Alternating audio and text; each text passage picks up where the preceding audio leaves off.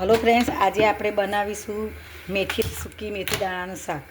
સૌથી પહેલાં આપણે ગેસ ચાલુ કરી એના પર કઢાઈ મૂકી હવે તેમાં તેલ નાખીશું.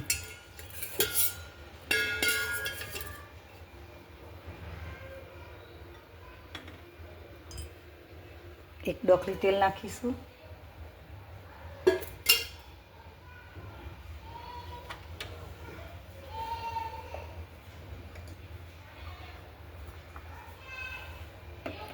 તેમાં ઘી નાખીશું 2 ડોકલી.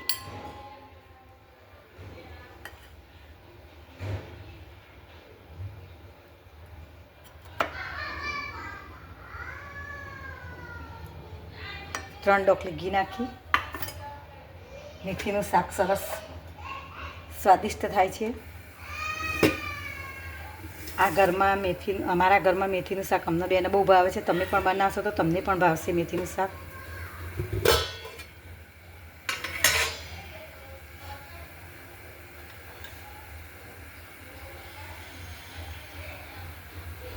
તેલ આવી ગયું છે, રાઈ નાખીએ, જીરું નાખીએ,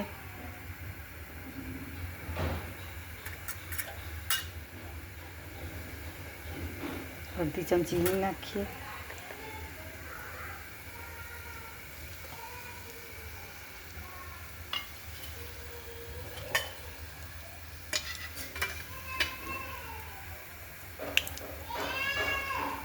રાઈ ચટકી જવાય.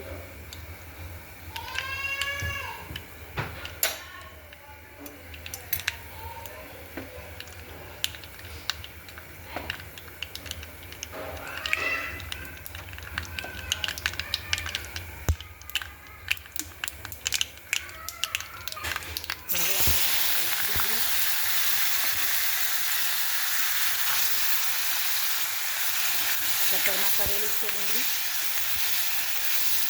ટામેટાં પણ કટરમાં કરવાના. હવે લસણ નાખી દઈએ.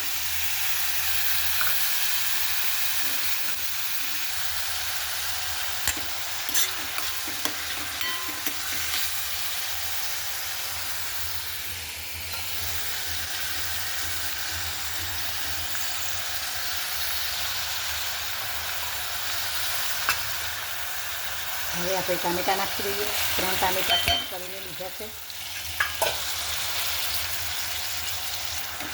બધું મિક્સ કરી દઈએ. ગ્રેવીના ભાગનું મીઠું નાખી દઈએ.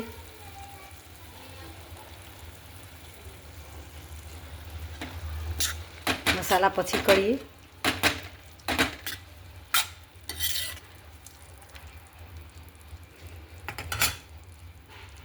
હવે ઢાંકીને હવે આપણે ચેક કરી લઈએ.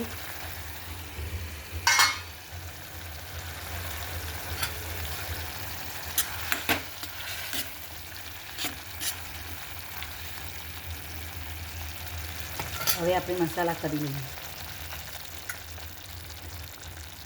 અમારા મસાલામાં નાની ચમચી છે એટલે હું 2 ચમચી મરચું નાખું છું. 1 ચમચી હળદર નાખું છું.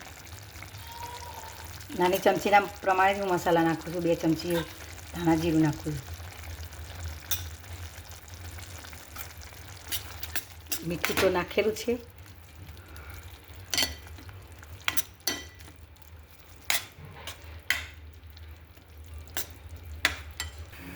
હવે આપણે ચેક કરી લઈએ.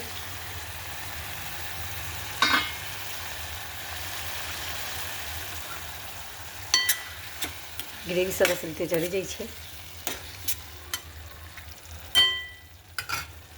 હવે તેમાં દહીં નાખી દઈએ.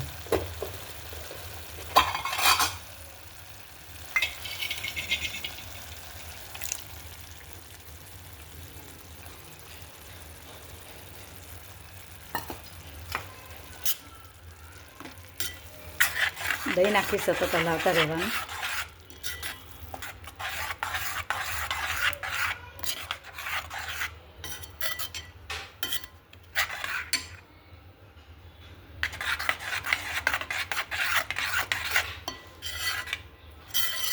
આ શાક કડવું પણ નહીં લાગે અને શરીર માટે સારું. થોડી ઘણી કડવાશ હોય તો પણ બિલકુલ કડવું નથી લાગતું આ શાક.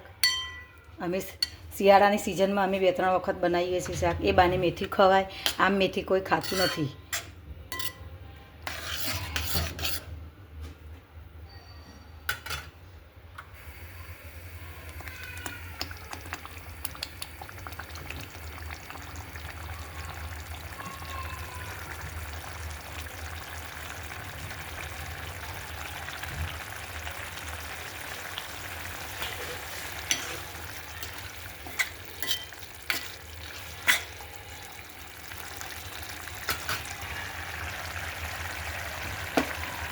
હવે આપણે મેથી નાખી દઈએ.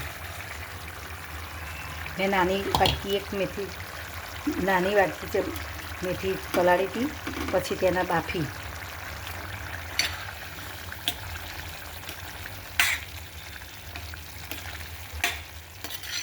તમે એને ના બાફો તો પણ ચાલે, સીધું આ ગરમમાં બાફતા ચડી જતા વાર લાગતી નથી, પણ તો બાફેલી હોય તો વાર ના લાગે. હવે તેમાં થોડું મીઠું નાખીએ, મેથીના ભાગનું.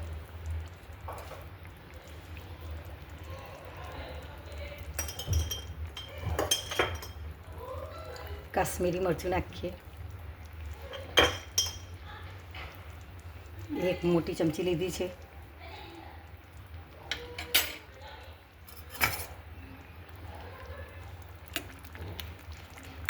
આ શાક રસાવાળું થાય છે, સચકા પડતું, ખાવાની ખૂબ મજા આવશે.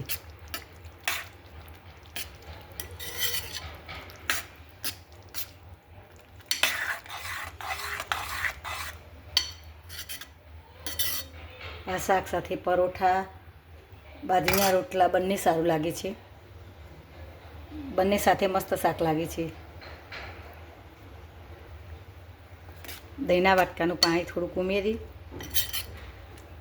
હવે તેને સરસ રીતે તેલ આવવા ઉપર ત્યાં સુધી હવે ચડવા દઈએ.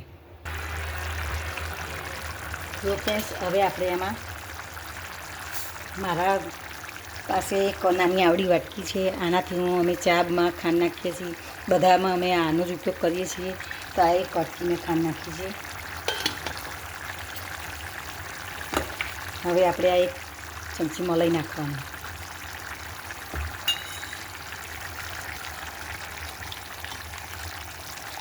હવે હલાવી દેવાની.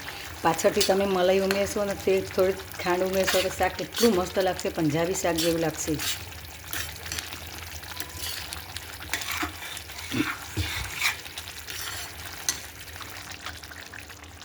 હલો, હવે આપણે છેલ્લી વખત જોઈ લઈએ. તેલ ઉપર આવી ગયું છે, આપણું શાક તૈયાર થઈ ગયું છે. તો આ રીતે તમે શાક બનાવશો તો તમને શાક મસ્ત ખાવાની મજા આવશે, ઘરમાં બધાને ભાવશે.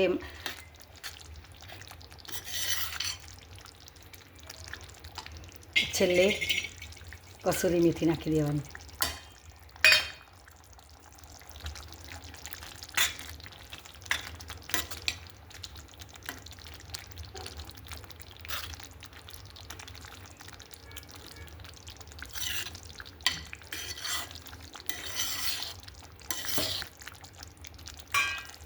જુઓ ફ્રેન્ડ્સ, આપણું શાક તૈયાર થઈ ગયું મેથીનું. આ શાક મોટાઓને દરેકને ભાવે, નાના બચ્ચાઓને ના ભાવે, પણ મોટાઓ દરેક શિયાળામાં 1 વખત 2 વખત બનાવીને ખાય તો એ બાને આપણા શરીરમાં મેથી જાય.